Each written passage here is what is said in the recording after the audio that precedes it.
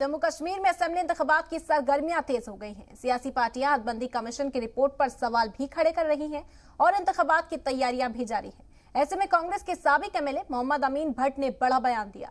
उन्होंने कहा कि अगर गुलाम नबी आजाद को सीएम कैंडिडेट नहीं बनाया गया तो पार्टी की हालत बुरी हो जाएगी। ये रिपोर्ट देखिए। इलेक्शन लड़ी है बेशक, अगर एक सीट आप रियासत जम्मू कश्मीर में लेके और मुझे गोली मारना लालच। सुना आपने, कांग्रेस के साबिक एमएलए मोहम्मद अमीन भट्ट अपनी बात पब्लिक प्लेटफॉर्म पर रख रहे हैं। इस दौरान वो जिस जबान का इस्तेमाल कर रहे हैं उसे हम आपको सुना भी नहीं सकते। एक बार फिर से सुनिए अमीन भट्ट कैसे अपने स्टेट इंचार्ज के सामने बेशर्मी के साथ काबिले एतराज अल्फाज बोल रही हैं। आप इलेक्शन लड़िए बेशक, अगर एक सीट आप रियासत जम्मू कश्मीर में लेके।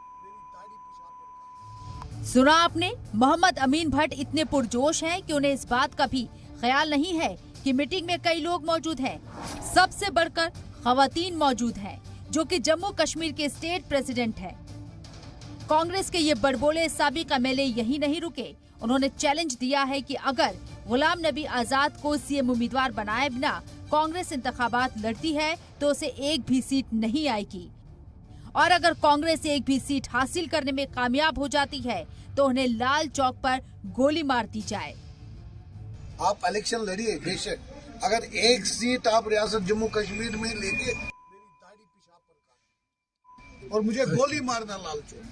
जम्मू कश्मीर कांग्रेस में गुटबाजी इस हद तक पहुंच गई है कि सदर जीए मीर के रहते रमन भल्ला को कारगुजार सदर बनाया गया।